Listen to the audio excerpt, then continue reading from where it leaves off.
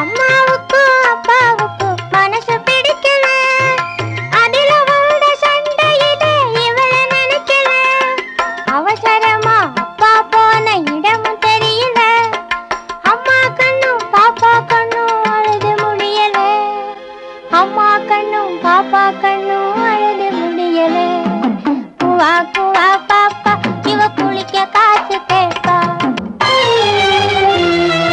யாருமில்லா அனாதையா கடையில கிடந்தா எங்க அம்மா